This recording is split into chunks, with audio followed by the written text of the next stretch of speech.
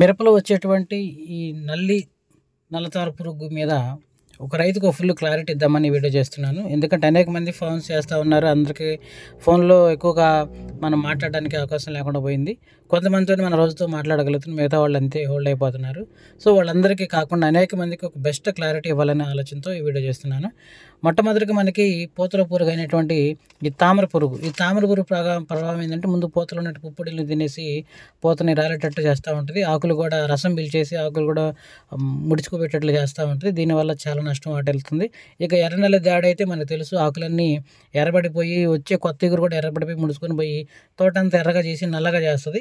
So వీటిని మనం సమర్థవంతంగా మనం కాపాడుకోవాలి తోటని వీటి నుంచి అనుకుంటే, మొట్టమొదటిగా మనకి పూతలో పురుగు అయినటువంటి నల్లతామర పురుగు అంటే బ్లాక్ థ్రిప్స్, దీనికి వెస్ట్ థ్రిప్స్ కూడా అని పేర్లు ఉన్నాయి.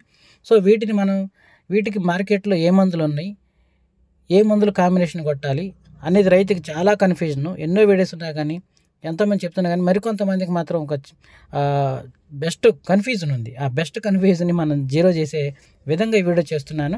సో మొట్టమొదటిగా ఈ బ్లాక్ థ్రిప్స్కి కంపెనీ నుంచి రిలీజ్ అయినటువంటి మందుల్లో మనకి రెండు టెక్నికల్స్ అండి.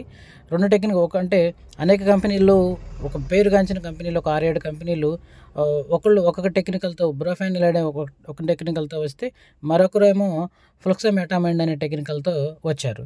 సో మనకు మార్కెట్లో ఈ పూతల పురుగు అయినటువంటి నల్లతామర పురుగుకి రెండు టెక్నికల్స్ అంటే సమర్థవంతంగా పనిచేసే టెక్నికల్. అవి మనకి బ్రోఫెనిలైడ్ ఒకటి 20% ఎస్సి, అలాగే ఫ్లూక్సామెటామైడ్. సో ఈ బ్రోఫెనిలైడ్లో మనకి ఏ మందులు బాగున్నాయి, ఏ కంపెనీలు అయితే మనకి బాగున్నాయి, మనం ఏది కొట్టాలి, ఏది ఫస్ట్ చాయిస్ అనేది మనం తీసుకుంటే, మొట్టమొదటిగా ఈ బ్రోఫెనిలైడ్లో మనకి మొట్టమొదటి గుర్తొచ్చేది ఎక్స్పెనస్, తర్వాత అలెక్టో, తర్వాత బ్రోఫ్రియా. సో ఈ 3 టెక్నికల్స్ మనకి ప్రస్తుతం అన్ని చోట్ల వాడదగిన మందులు. సో వీటిలో బెస్ట్ ఏదని మన రైతులు అడుగుతున్నారు. వీటిలో బెస్ట్తో పాటు కొంతమంది చేసే తప్పులు ఏంటంటే, ఈ మూడిట్లో ఏ రెండైనా కలిపి కొట్టవచ్చు అనే క్వశ్చన్ కూడా అడుగుతున్నారు. సో అందుకని వాళ్ళకి గుర్తుపెట్టుకోండి, బ్రోఫెనిలైడ్ అనే టెక్నికల్ అలాగే ఫ్లూక్సామెటామైడ్ అనే టెక్నికల్ ఒకే విధంగా పనిచేస్తాయి. సో మనము ఆ ఫ్లూక్సామెటామైడ్, ఈ బ్రోఫెనిలైడ్ టెక్నికల్ రెండు కలిపి కూడా కొట్టకూడదు. అంటే బ్రోఫెనిలైడ్లో టాప్ 3 మందులు చెప్పాను: ఎక్స్పెనస్, అలెక్టో, బ్రోఫ్రియా. సో వీటి నుంచి ఒకటి తీసుకోవాలి మనం. సో వీటి నుంచి మీ చాయిస్.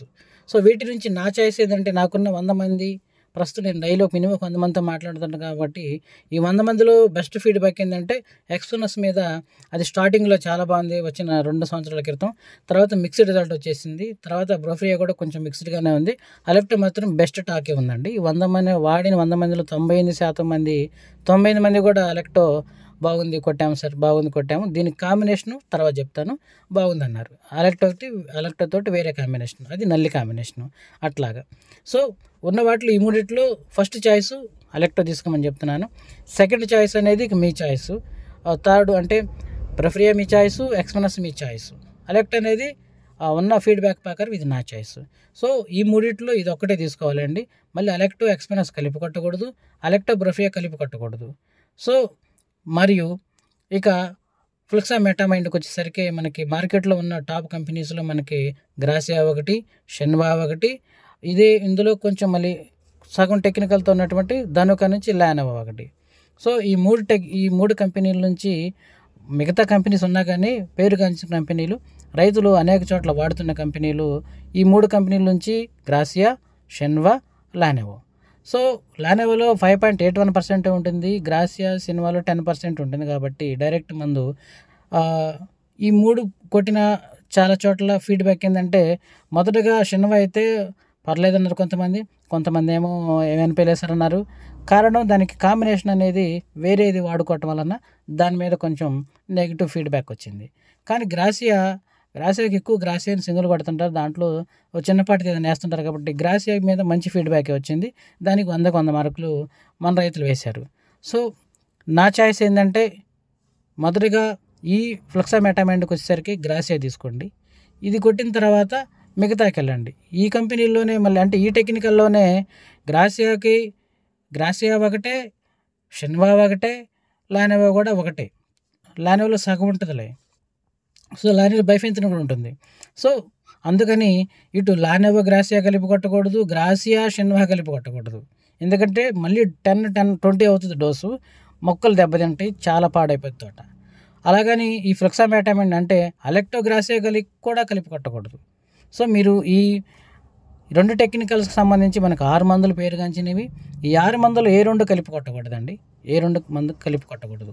వీటిలోకి నల్లి మందులు అయినటువంటి మనకి అటు సిజ్మేట్ కానీ, అబాసిన్ కానీ, ఇటు ఓమైట్ కానీ, మైటెక్స్ కానీ, ఇట్లా మైట్కి సంబంధించి చాలా రకాల్లో ఉన్నాయి. వాటిలో మనకి పేరుగాంచింది ఏంటంటే సిజ్మేట్. అయితే ఇది పోతున్నప్పుడు కొట్టకూడదు కాబట్టి సాఫ్ట్ మందు అయినటువంటి అబాసిన్, ఓమైట్, ఇట్లా మీరు అంటే 6 మందుల్లోకి ఈ 3-4 మందులు ఏదో ఒకటి కాంబినేషన్స్తోనే వెళ్ళాలి.